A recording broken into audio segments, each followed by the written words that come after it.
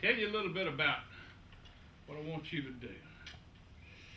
I want you all to put on your imagination caps. Kind of like I got this nasty thing on top of my head here. This here fellow's named Billy Ray. I named him Billy Ray because he got his own little mullet with him. But now,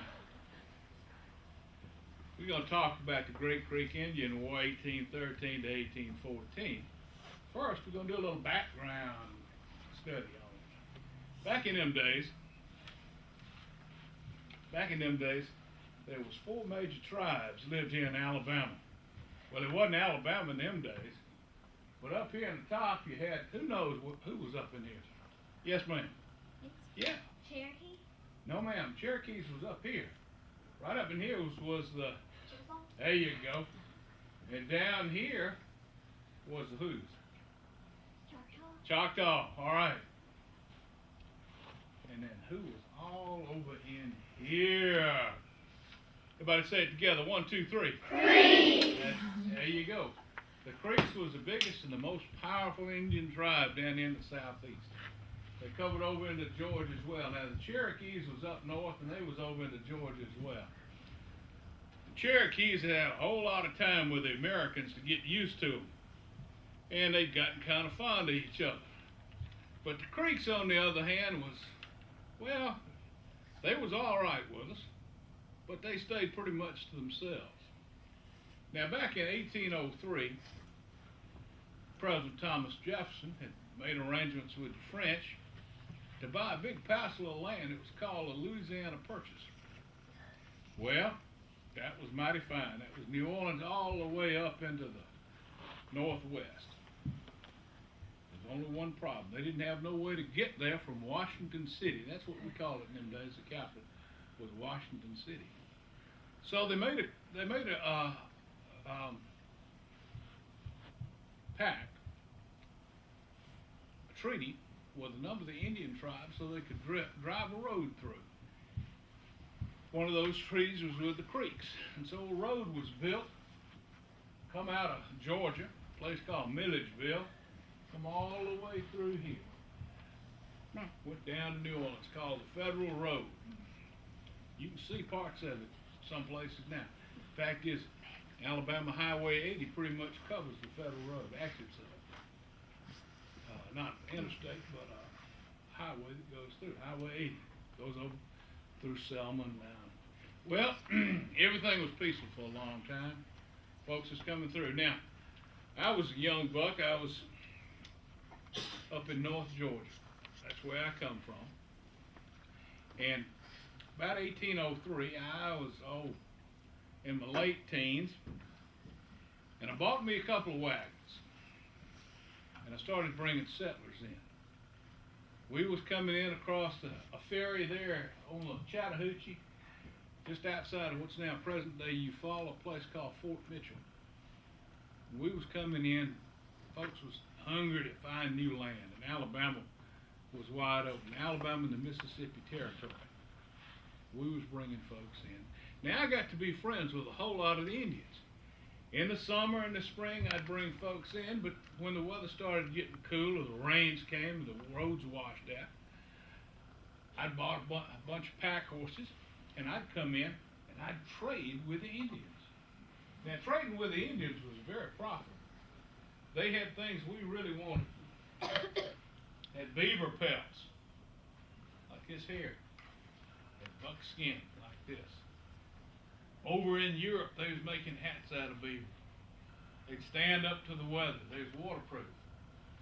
Indians, in return, wanted things like tinware here, stuff they could cook with, and cloth and woven materials. They liked bright, pretty colors.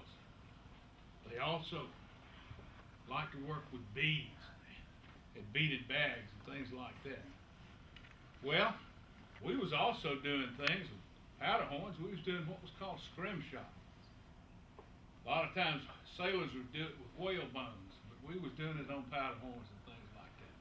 Just making little scratches and filling them up with ink.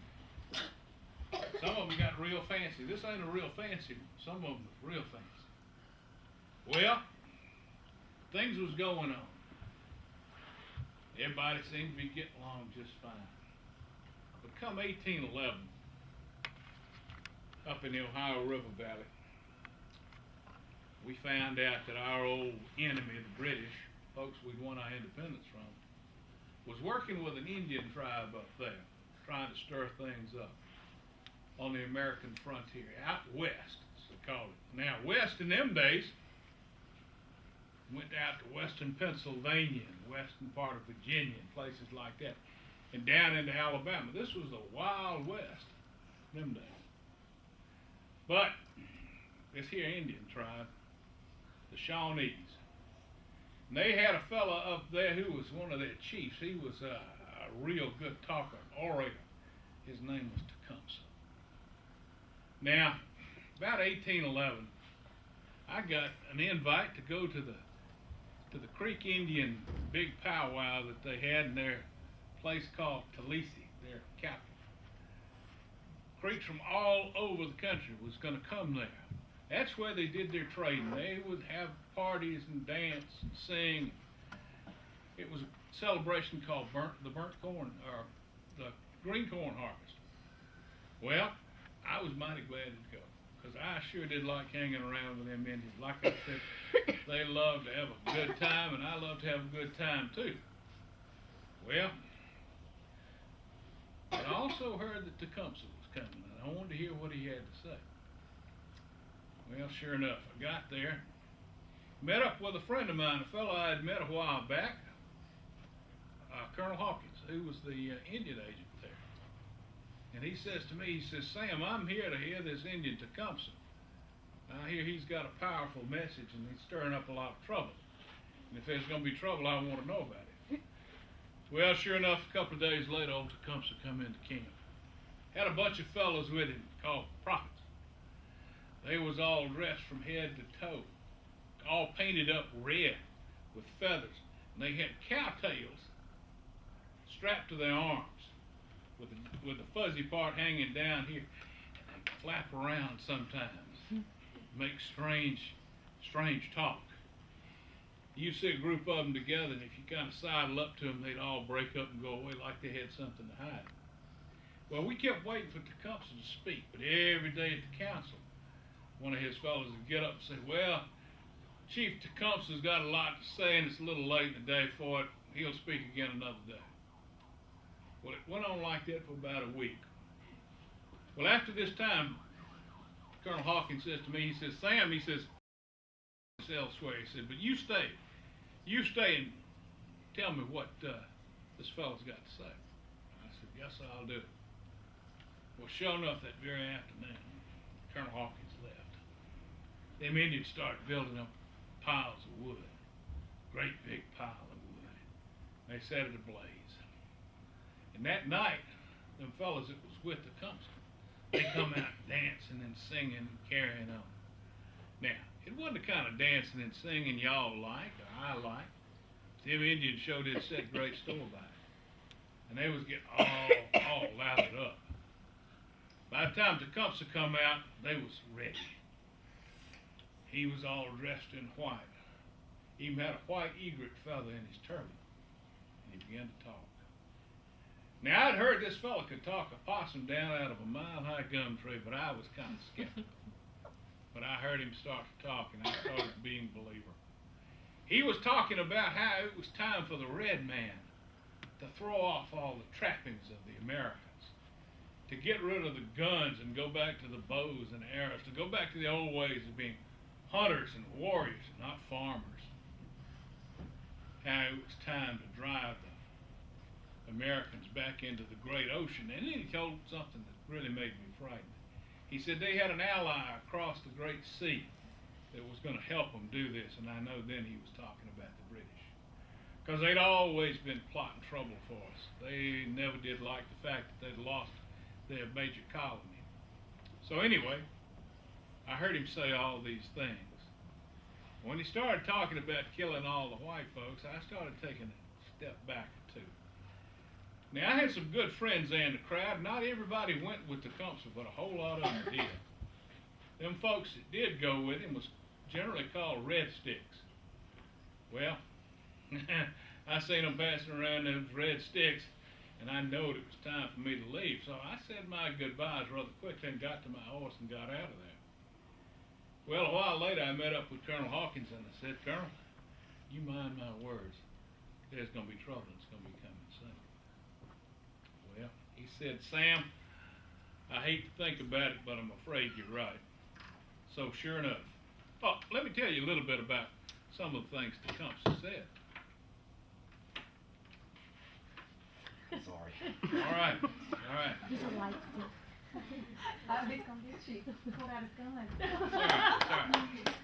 I ain't shot nobody with it.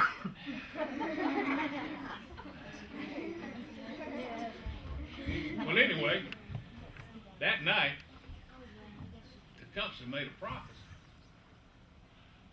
Told all them Indians, he says, I'm going back up to the Ohio River Valley. He said, I'm going to send you a sign now.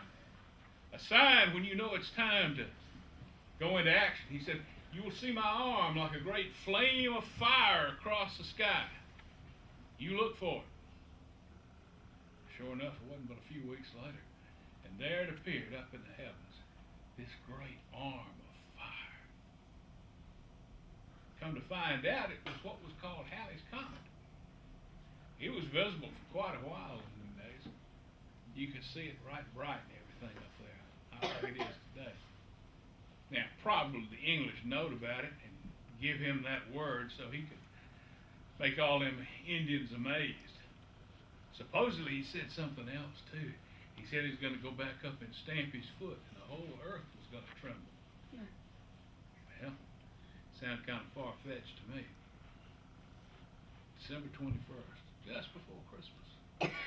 About 2 o'clock in the morning. Folks was in their beds, everything was fine, but the dogs started to bark. They kind of woke up. What in the world was it? Then they felt it. The earth began to tremble and shake. Shake like it never shook before. Even all the way down here into Alabama.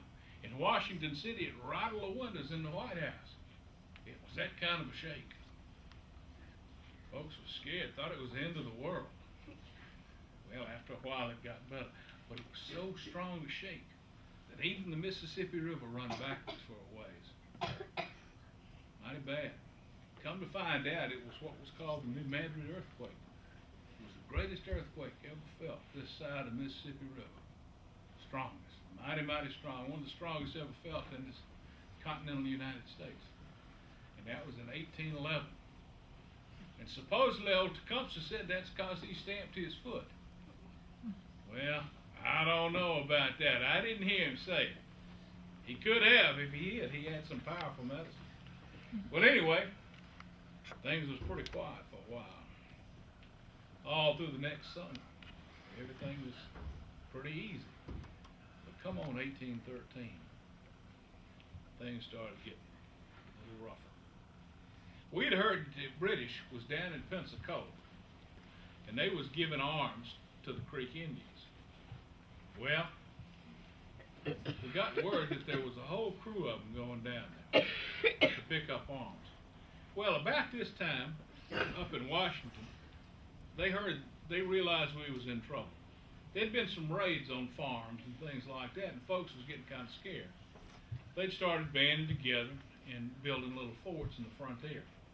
I joined up with the Alabama Militia. I was in charge of a little fort called Fort Madison over in what's now Clark County. Well, the government had sent some troops in too. Folks had come over there, it was called the Mississippi Volunteers. They was like regular soldiers, they was wearing uniforms and things. And we was mighty glad to see them. Well, like I said, we heard that the Indians was getting guns from down in Pensacola. And we knowed where they was going to be coming through, so a bunch of us got together to set up an ambush for them. Well, hot summer day in July or August, I can't remember which. But anyway, we was out scouting, and our scouts told us they've holed up at a place called Burnt Corn Creek. They're there, and they've unloaded the pack animals, and they're getting ready to sit down to have their noon meal. So we thought this would be a good place. So very quiet like, we got to where there was, we got off our horses, and we sneaked through the woods real quiet. Now, Colonel Caller, he was one of them Mississippi volunteers. He was in charge. He said, now boys, don't fire till I give the word. All right. So we crept in there real close. Real quiet. Had folks holding our horses back a ways. Real quiet like. They was down here in this little holler. They was eating, and we could see all them pack mules they had, boxes and things. We know they had plenty of rifles and ammunition. So we got kind of around them, and Colonel Caller jumps up and says, "Give it to them, boys!" Bam, bam, bam. So we start shooting.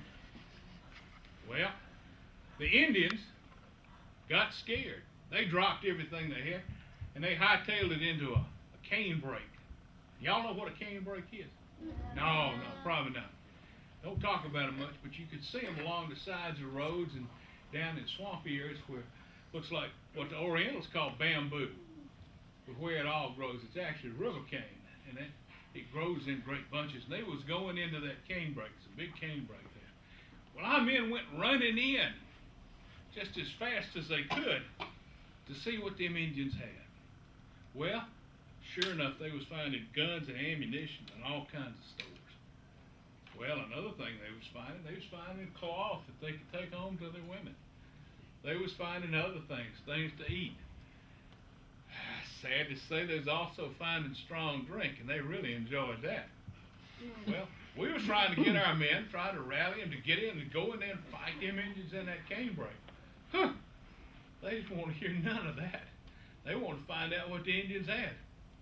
Well, the Indians in that cane break figured if we weren't going to come in there after them, they was going to come back and get their stuff. And so they started shooting out of that cane break. Well, pretty soon things got right hot. Now I rallied my men. We started firing back at them. Well, all of a sudden I took a musket ball in the chest and went down hard. Well, they managed to get me back on my feet and load my rifle for me, but I knowed we had to get out of there. Somebody yelled, "Retreat! Retreat!" Well, my men didn't know what that meant. Everybody's running around crazy like chickens without their heads. Just absolutely going crazy, and them Indians was shooting at us. Well, I finally made it back to my horse and got out of there. We done taken a great victory and turned it into a sorry defeat. I'm telling you what, we was just awful. Well, but the Indians didn't forget it. They was mad at us about it. I managed to make it back up to Fort Madison. Everybody went to their other forts. Now, there was a big fort down in the junction of the Alabama-Tennessee River, a place called Fort Mims. They had about 500 folks there. The fellow in charge was one of them Mississippi volunteers. He's a lawyer named Daniel Beasley. Now, I ain't going to say nothing bad about lawyers, because I know some of you in here are probably lawyers, or going to be. Everybody needs a good lawyer every once in a while, but Major Beasley was not a good soldier. They left the gates of the fort open. Now, tell me, what good does it do you to be in a fort and leave the gates open? Not a whole lot. Plus, when they built the fort, they built rifle ports in it. That's places where men can stand and shoot out. Well, they built them down low to the ground so folks from outside could shoot in. That didn't make a lot of sense either. But anyway, long about noon, this day was in August 31st, 1813. Everything was fine. Young slave boy, young African, by the name of Fletcher, was out in the fields. He was taking care of the livestock, and he seen a whole bunch of Indians. They was gathering together, and he run to the fort. Now, Major Beasley loved to do one thing more than anything else. He loved to play cards, and he must have been in a pretty good card game with his buddies. It was a Monday. So he went running in there. Major Beasley, I done seen Indians there. Now, Major Beasley had heard reports of Indians before. General Claiborne had sent word. Now he was the commanding officer. General Claiborne had sent word that the Indians were getting ready to attack somewhere. Major Beasley didn't believe it. He'd sent out patrols. He ain't seen no signs of the Indians. He didn't think they was out there. And to have this young fella come in all hot and bothered, interrupted his card game, was nothing he wanted to deal with. He looked at that fella and said, "Get out of here! I don't want to hear that." "But Major Beasley, Well, anyway, he was most discourteous to young Fletcher and sent him back out to the fields. Well, Fletcher went back out to the fields all right. His feelings was hurt though. But then he seen even more Indians. Now there was a long ditch that run in front of the fort, about 30 yards from the gate. It was all growed over though. Couldn't see down inside it. The Indians was going down into that ditch. They was all painted up. They had their guns and their tomahawks and everything else for fighting. And they was going down inside that ditch. Fletcher could hear them talking. They didn't pay any mind to him. So he run back to the fort. Now, Major Beasley must have had a real good hand, because he was most unhappy when young Fletcher come busting in that cabin door, yelling and screaming about the Indians. He jumped up, he grabbed that fellow by the ear. He said, "Now I told you not to come in here." He grabbed him by his ear, he drug him out, had him whooped and thrown outside the fort. Well, young Fletcher went back out to the fields again. This time, it was a lot more than his feelings was hurt. Now, the next time he seen them Indians, he didn't go back to Fort Mims, and I don't blame him. Well, come on about noontime. Young soldier fella come outside the gates of the fort, and he beat his drum. Now, that was a sign for all the fellows to come inside from the fields for their noon meal. We called it dinner in them days. So he beat the drum, and all them fellas come inside.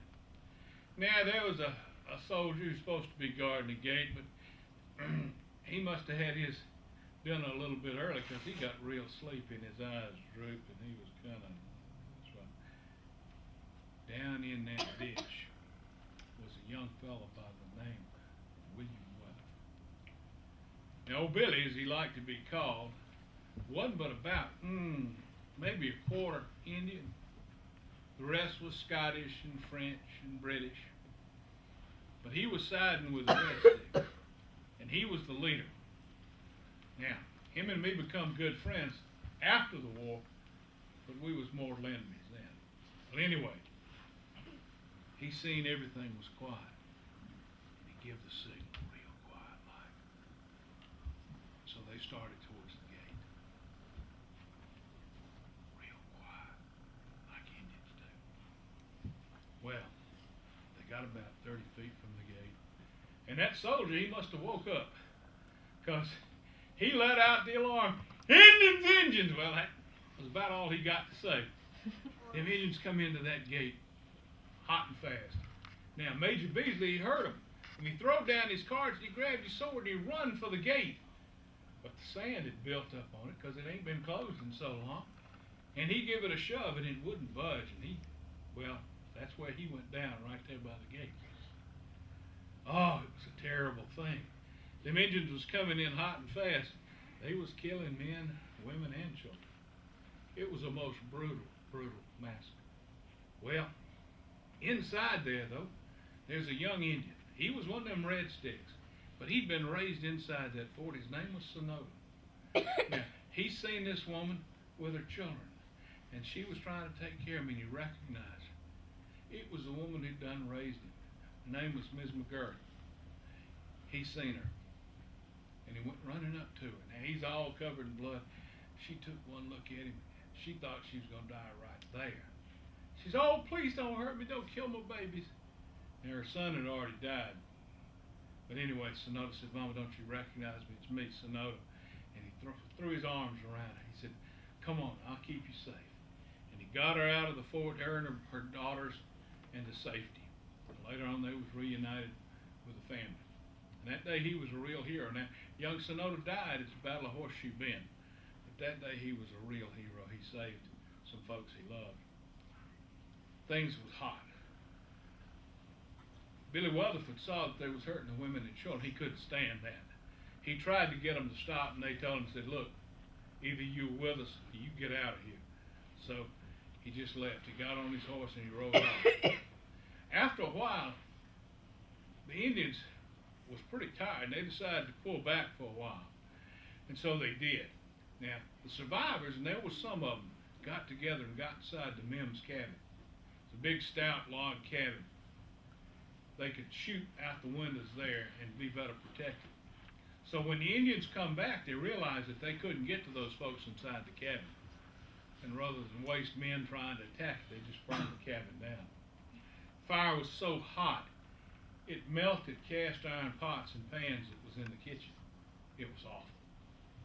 Some 400 or 500 folks, nobody knows how many, lost their lives there. And a lot of Indians as well. It was a hard fought battle. Well, we heard about what had happened. Anyway, that same day, young Fletcher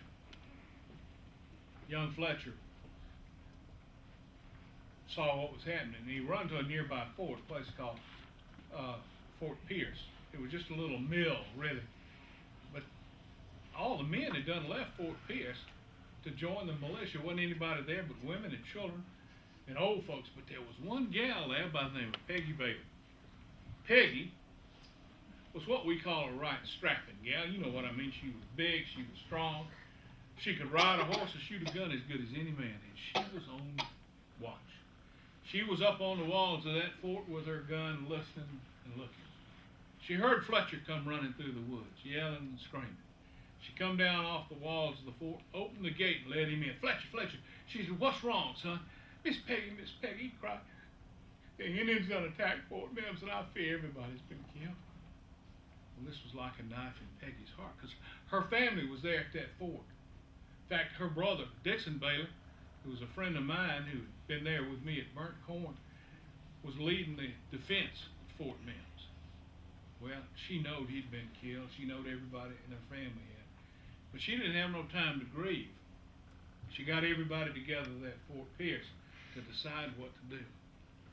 Well, they talked about it. Decided the best thing they could do was leave Fort Pierce and go to Mount Vernon, where General Claiborne and his troops was. They'd be safe there.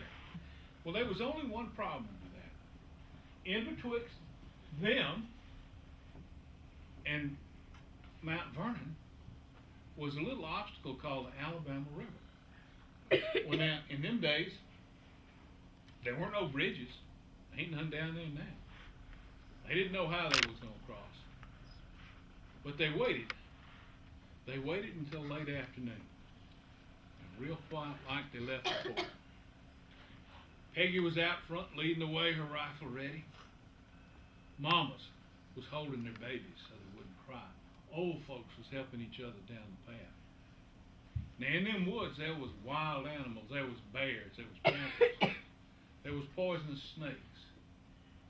And in that river there was alligators, some of them was mighty big. Well, they got down to the banks of the river and they started to look around. They couldn't find no boats. Wasn't no way for them to cross. Well, there they was out in the open where the Indians could just jump right on. So they looked to Peggy. Peggy, what are we going to do? Well, Peggy stood up straight, tall, scratched her head for a second. She said, well, ain't nothing for it but to do it. And with that, she stripped off all her clothes down to undergarments and flung herself into that river and started to swim. Now, she was a strong swimmer. But she's got about halfway across, and she was pretty much done in. She could feel her heart pounding in her chest, her arms felt like wood, her legs like lead. She didn't know she was going to make it. Well, all of a sudden, she felt something rub up against her leg, something big and rough. Lord, that gal almost come out of the river. She started swimming harder than ever before. She got to the other side, she flung herself down on the bank. She thought her heart was just going to leap out of her mouth. She was panting for breath. But after a while, she got all right. Y'all, excuse me, I'm going to take his hat off. He's getting hot. It is hot here. I'm sorry. Stay.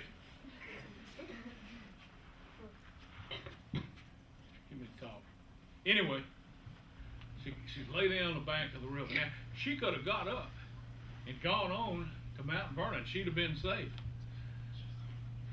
But she had all them folks on the other side of the river. They was her family now, and she felt responsible for them. So there in the gathering darkness, she began to search for a boat, something that she could get them across on. Well, she went through briars and briar patches and brambles and canebrake till finally she found what she needed. A little boat, about 8 feet long, flat bottom, wouldn't hold many folks, but it'd have to do. So she rowed it across the river. Well, she got as many folks into it as she could. She had them folks that was left build a fire there on the bank so she could see it. She rowed that one group across and let them out, had them build a fire. All through the night, Peggy Bailey went back and forth across that river. Her hands were bloody, blistered from the oars. Her back felt like it was going to break. But by first light, she had everybody safe on the other side. And they made it to Mount Vernon. Well, the U.S. government in Washington City recognized her as a hero. Later on, when Alabama became a state in what year? 1819, that's right. The legislature, in one of its first acts, and I know because I was a member of that legislature, we give Peggy Bailey a grant of land there on the Alabama River, big, tall, high bluff. It's called Peggy Bailey's Bluff for many years. It's now Choctaw Bluff. You can go over and see where she lived. Well, anyway, that same day that Fort Mims was attacked, a smaller group of Indians attacked a place called Fort Sinkfield up in Clark County, near where my fort was. Well, they didn't do it in the daylight, though. Now, we hadn't had any problems with Indians up there because that was mostly Choctaw country. So everybody felt pretty safe. And the folks at Fort Sinkfield, some of them had gone to their own homes, had gone to their own cabins to tend their fields. And one family, actually it's two of the Kimballs and the Jameses, they had cabins there together, had gone. That night the Indians attacked them. Early the next morning, folks at the fort was amazed to see a woman come staggering out of the woods. She was all bloody and wearing her night clothes and everything. Her head was just really, well, she'd been hit over the head and scalped and left for dead. But she'd survived. It had rained that night and it had revived her. She had a baby with her too, but she'd hid the baby in a log, a hollow log, to keep it safe. Well, a bunch of folks from the fort went out to see what had happened, see if they saw any Indian signs. They didn't see any Indian signs, and so a group with a wagon went down to where their farm was and collected all the dead bodies and found the baby and brought them back to the fort. Now, Fort Sinkfield's up on a nice, pretty high hill, surrounded by hills, and down in the valley is a little creek with a pretty stream. While the men was burying the dead just outside the fort, the women went down to the stream to do their washing and fetch water and whatever. A couple of fellows went down about halfway with them to kind of guard them. They was more interested in talking about what had happened. Two fellows were sitting in the gates of the fort. One of them was an old fellow, and the other was his young nephew. Well, the old man couldn't see too well, and he looked out on another hill, and he said, "Trying to look," and they didn't have no teeth either. "Trying to look over there, there's a herd of turkeys coming this way." Well, now his nephew, who could see real well, looked, he said, "Uncle Jim, them ain't turkeys, them's Injuns," and he give out the cry, "Injuns, Injuns, Injuns!" Well, with that, all them folks that was burying the dead, they come running for the fort. Them two fellas down there guarding the women, they come running for the fort. Well, who'd that leave outside? The women, yeah. Well, and it sure looked like them Indians was gonna make it to the fort before them women got up the hill inside the fort. Inside the fort, though, was a young fellow.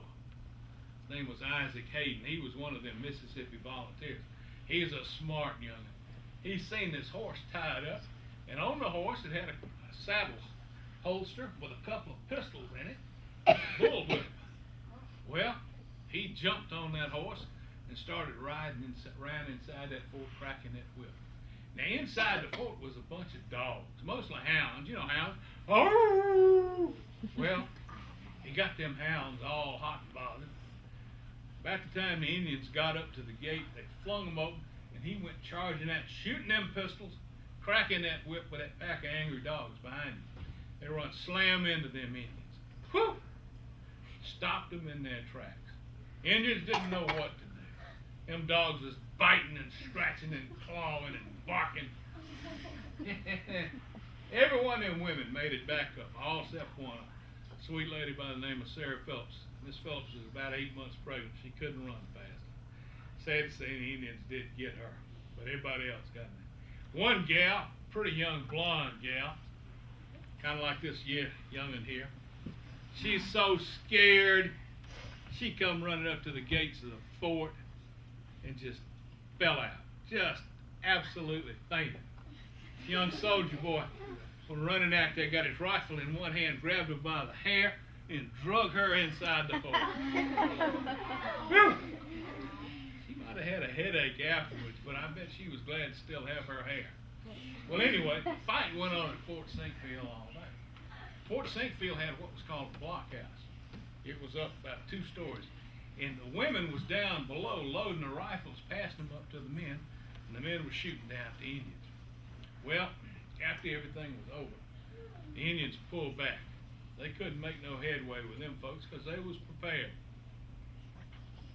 Only lost one, well, Miss Phillips and another fellow was all that had killed.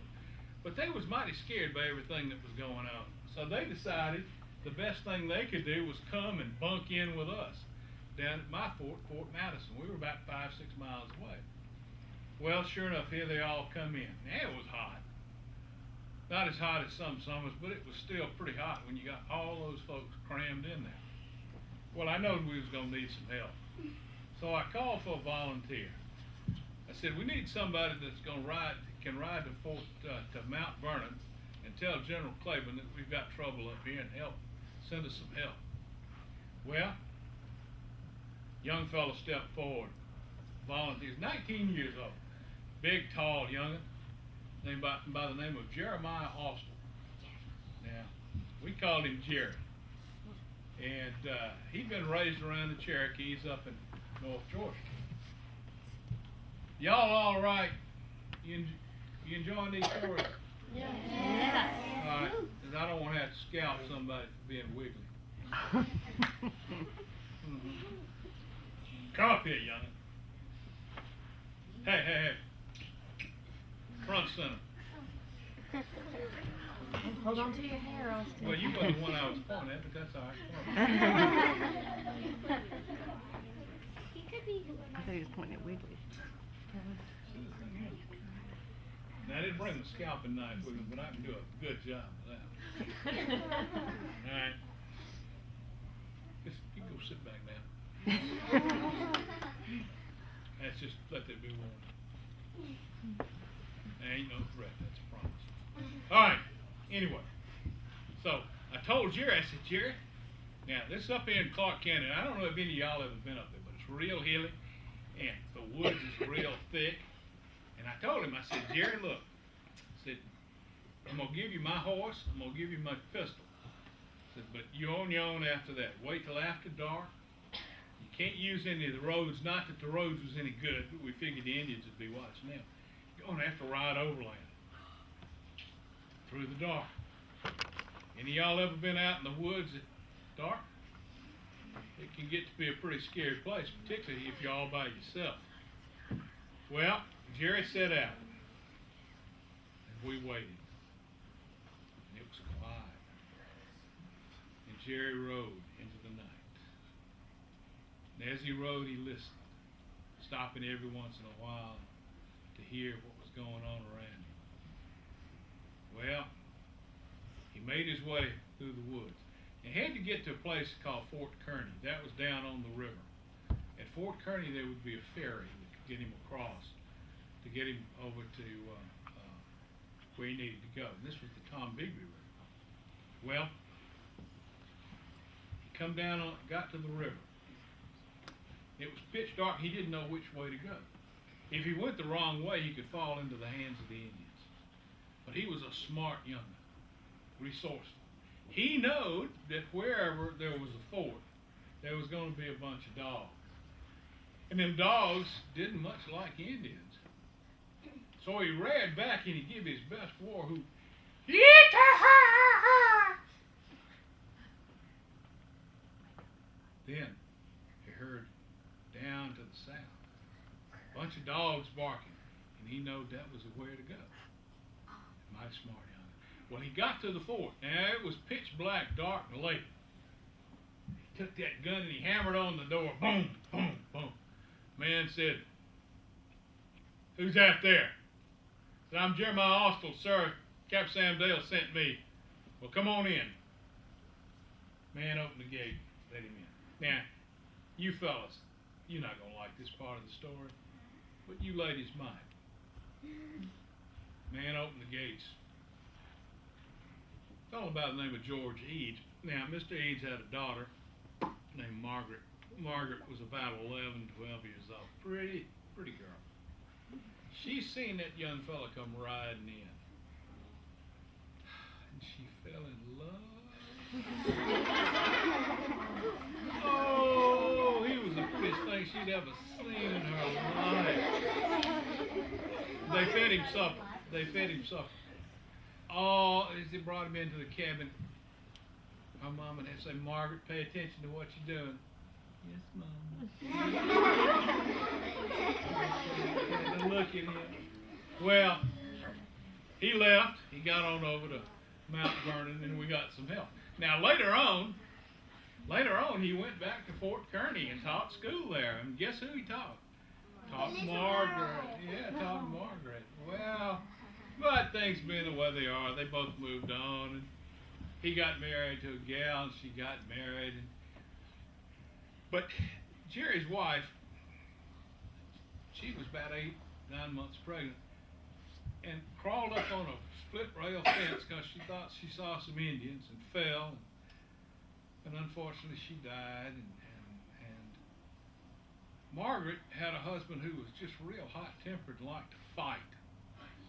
And he got in a deal and he got killed. And, well, they finally got together. And they got married and moved down to Mobile. And you know what? Their descendants still live down there. Kind of a sweet story. You guys probably don't care about that. Yeah, good. Well, anyway, later on, come on to November. Well, General Claiborne told us, he said, "I know the Indians is getting up to something. They're spending a lot of time on the river, and they're holding up someplace, and we got to find them." So me and my men went on patrol on the Alabama River. With a place called Randon's Landing, we had stopped to get us something to eat. We was grilling some bacon and having some coffee. And we set our lookouts out, and I get a holler. Someone says, "Captain Sam, there's a big canoe coming down the river." So I pulled out my trusty spyglass, and I looked. Sure enough, it's the biggest canoe I'd ever seen. It's full of Indians. Must have been a dozen of them in there. Well, I knowed we couldn't let them pass without a fight. And we had a couple of little canoes with us. Couldn't risk with one of them. So I asked for volunteers. Who'll go out there with me? First fellow stepped forward. Young Jeremiah Austell said, "Captain Sam, I'll be glad to go." All right. Jim Smith, another one of my militiamen. Freed black man by the name of Caesar. He says, "Captain Sam, I'll go and I'll row the boat." That's fine. He was big, strong. I said, "Let's go. So we started out. So Caesar pulling those oars. We got out there close to him in the middle of the river. We was about 30 yards from him. He stood up to fire. Took aim. My powder didn't work. It done got wet. So I said, "Caesar, go up there real close to him, grab hold." So he did. He grabbed hold, and we went at it.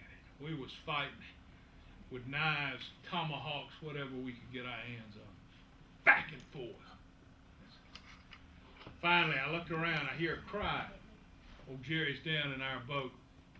One of them Indians is taking a club and hit him over the head with it. He's getting ready to finish him off. I take my rifle and I whirl, whack, down across his head, and I break it off. Broke it right here at the stock. It wasn't the only thing got broke. Caesar sees me in trouble. He hands me his musket. It's got a long bayonet on the end of it. So I jump over into the Indian's canoe. Well, there ain't near as many of them as there was before. But we start working in tight and close like that. After a while, I look, our boat ain't there anymore. Caesar done took a whack on his hand, broke his fingers, and they're swirling off. And there it is, me, in that canoe, with all them in. And the fight gets really sticky then. Well, after a while, all them engines is down. There's one in the back of the boat, and I recognize him. He stands up. His name is Tarchachi. He's a champion wrestler in all the Creek Nation. He's big as a horse. Ain't never been beat. And he says, Sam the Loco, which is their name for me, Big Sam. Sam the Loco, I ain't afraid of you. I'm a warrior. And he said, I'm coming. And with that, he jumped over the bodies of his fallen friends, and he swung his rifle at me like a club. I can see it coming at him. I know he's aiming at my head because it's a pretty big target. But I managed to duck and take the blow on my shoulder. Well, he was drawing back for a second shot, and I knowed I couldn't take that because I almost went in the water. Thought it broke my shoulder. Well, he's rearing back for another swing. I took that musket with the bayonet, and I come up underneath him, through his ribs, and he goes down heavy in the back of the boat. Well, I think he's done for, but I see him. He's pushing himself up. He says, I'm a warrior. I ain't afraid to die. With that, I finished him off. Whew. Then I hear click, click in the front of the boat, and I turn around and look. There's another Indian man. He's fallen back. He's wedged in the front of the boat. He's got his rifle. But like us, his primer's wet. And I see him. He's opening the pan, and he's putting new primer in. And I thought, oh, Lord, I can't let this happen. So I whirled on him, and I drove the bayonet through him. And with that, the canoe fight was finished. Well,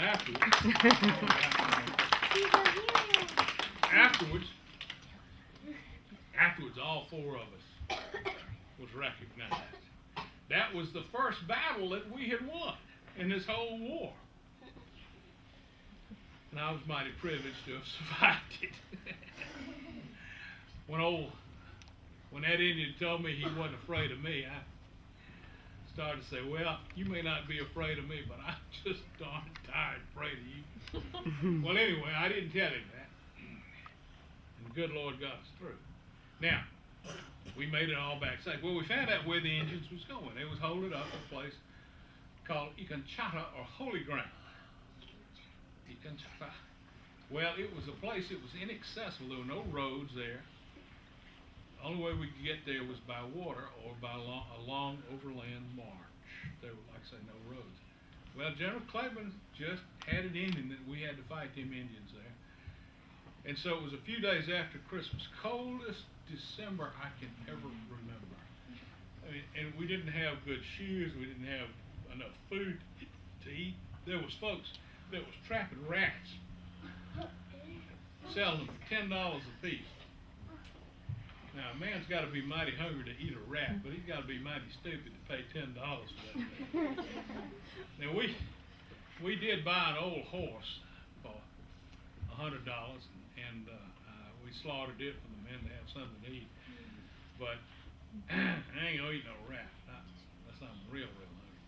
Anyway, we fought the Indians there, and it was a hard fight. We had good allies. The Choctaws joined with us and fought. And when we got inside the Indian encampment, Creek Indian encampment, we found two tall poles in the middle. And hanging on them poles was the scalps of folks that had been killed at Fort Mims.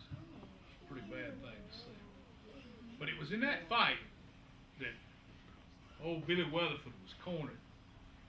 They had him cornered on a bluff overlooking the river. And they called on him to surrender. Old Billy just laughed. He was riding a solid black horse named Arrow. He said, I'm not going to surrender. He said, and they called out, well, we'll kill you if you don't. He said, well, you're going to have to try. With that, he whirled his horse and went riding straight for the river. And he jumped out. Jumped that horse off that bluff into that cold, cold river. And he swam to the other side. He got out, took his saddle off, saddle blanket, wrung it out, saddled back up, waved to us, and away he went. Now, I didn't see him again for a while. But later on, him and me become good friends. In fact, I stood up for him at his wedding. He got married in Montgomery, and I stood up for him. He didn't live long, unfortunately. He died. He got consumption. He died at the age of 36, but he was a mighty fine young man. He became a good citizen after that. Anyway, after that battle, and I think it was probably the most important, it took place right here on the Alabama River, just south of Fort Jackson. Well, anyway, later on, in March of the next year, General Jackson, Andrew Jackson, and his men come down and defeated the Indians for the last time at the Battle of Horseshoe Bend. And the Creek Indian War was pretty much over. Later on, Billy Weatherford and a bunch of folks surrendered here at Fort Jackson. It's right up the river from here now. You can visit up there. But it was a tough fight, and really should never have happened. If the British and other Indians hadn't gotten involved, we'd probably done just fine. Later on, I went back to farming, which is what I did, and had a general store, and had some other adventures, but that's for another time. You got any questions? All right, I'm going to show you how you load and fire this rifle. This is what's called a flintlock rifle. Now, I'm not really going to shoot it. Not really. All right, it's a powder horn. In it is what's called black powder. A measure of it is poured down the barrel, then a patch and a ball, a lead ball, like that right there, are rammed down the muzzle, and with ramrod tamped in place like that. You're in war. Then the rifle's brought back to cock. A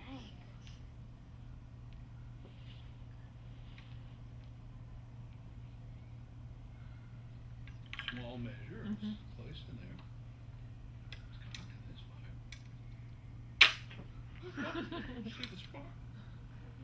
Didn't get any on the powder, but the spark. Anyway, and then it would ignite the powder in the rifle, and it would fire.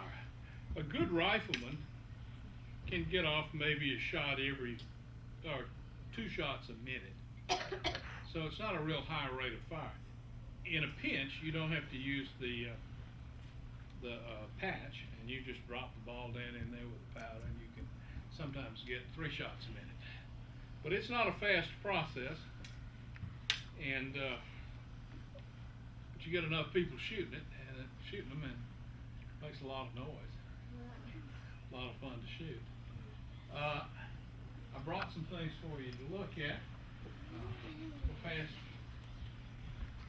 Most of you have felt deer skin, but probably haven't felt fever. I'll pass this around. Can I soften this? Did you kill the beaver? Right here, these are candles. This is the kind of light that was used. A candle is made of, you've probably seen it, dipping it in animal fats and tallow. Y'all pass it in long rows, and it'll get to everybody. Y'all have any questions? Yes? How did it feel like being on the wars and,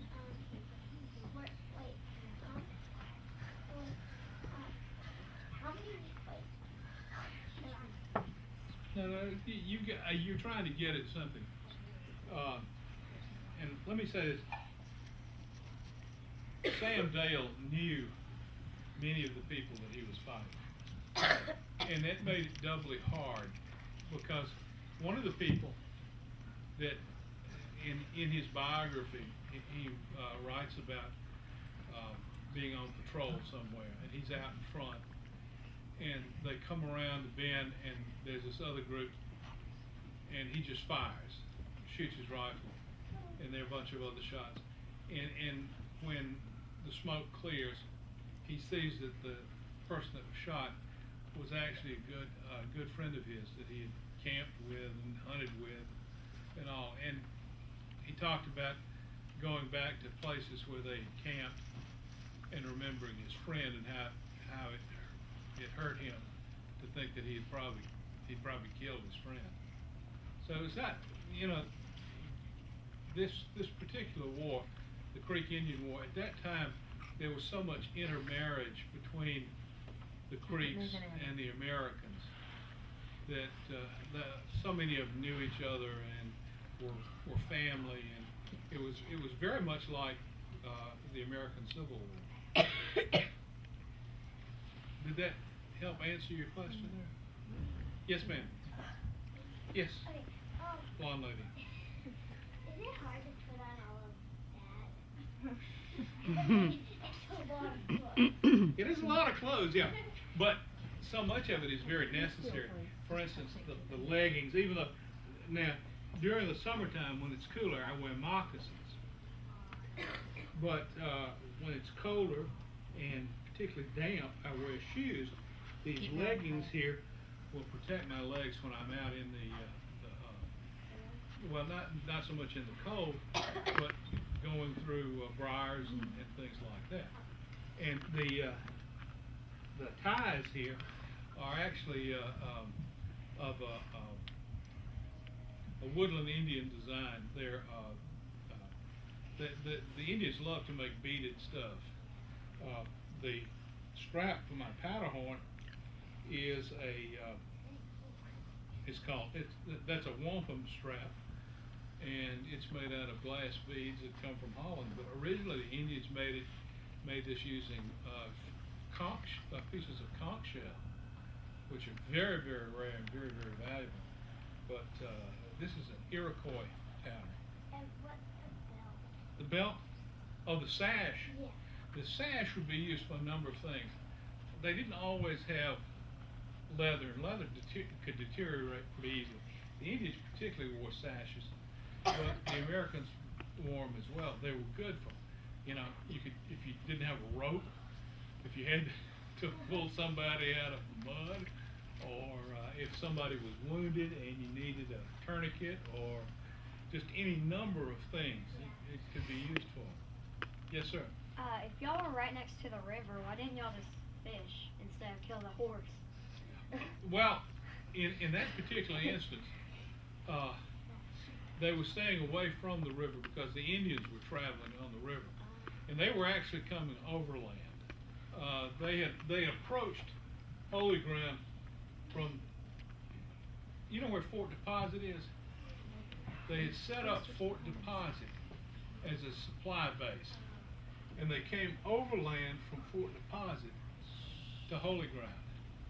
And so they stayed away from the river because that would tell them that the Indians that they were coming. Yes? What was their main weapon they used in the war for the Indians? Well, the Indians used rifles and muskets. There's a difference between a rifle and a musket. A rifle, and this is a rifle has a grooved barrel so that it's more accurate at distance. A musket would be a smooth bore, very much like a shotgun, that would shoot a large lead ball, or it could shoot buckshot, and it was better for close-in fighting. You could also put a bayonet Yes, sir. Have you ever shot anything with it? I have, yes. I've shot many a paper target. About the only thing I kill is time. Yes, ma'am. Oh, is that the gun you use? Yeah, it is. It would be a gun like this. This is. When did you get the gun? I've had this gun for about 3 years. This was made. I had this one made for me by a craftsman over in Mississippi. Yes, ma'am. How do you spell Phillips and Isaac? Phillips and Isaac. You said there was somebody that last name was Phillips and Okay. It's Phillips. But there was over in Clark County, the massacre at Fort Mims. The young fellow that rode the horse, that was Isaac Hayden, and the lady that was killed was Miss Phillips. I can't remember her first name. Yes, ma'am. what is not the one, but the pouch? Oh, the pouch. It's this thing. It's No, the one on you're wearing. Oh, this thing right here. Ah, well, I'm so glad. All right, stand up. Come here, Blind. Yeah, you hold it. This pouch is called a possibles pouch or hunting bag, but in it is all sorts of goodies. One of the goodies being my Frontier Zippo here, or Bic, if you prefer. We make fire. He can make fire. But anyway, this is a flint, piece of flint and steel, and you make. Don't burn yourself. If I did, it wouldn't be the first time. This is a piece of called primer cord. It's been soaked in a solution to help it catch fire. Well, anyway, that's the way it works. You strike it against the flint and hope.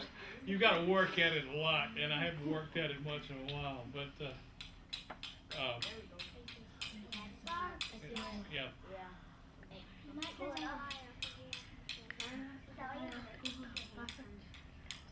I notice how difficult this is. You'll all be doing something like this in the spring. But anyway, that's how that works. But now listen to him. And it's not the easiest thing, so when people struggled to make fire, that was important. One of the interesting things about the Creeks is the Creeks would, in their homes or in their village, would have a square, and they would have a hearth, and they would build a fire on that hearth. And many of the families, after the Trail of Tears, they carried that hearth fire with them. In fact, in the Bird Clan, which is just right out of Wetumpka, when they went to Oklahoma, they carried their hearth fire with them, and that hearth fire is still burning in Oklahoma, and which is kind of a neat cultural thing. But fire was not the easiest thing to build on the frontier. Other questions? You look good with that. Oh Lord, that's all we do. What? I have a one that was made in 1803. Good. It's so easy to purchase on it. Uh-huh. And it has the axe and the what else? Not the pipe. The pipe and the axe. So we call it a golf club. She said I have a nickel here. And they with played a two lot of clubs golf on in it. 1803.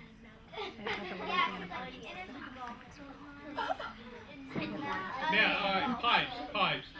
I did not bring my pipe with me. This is actually a tobacco pouch. And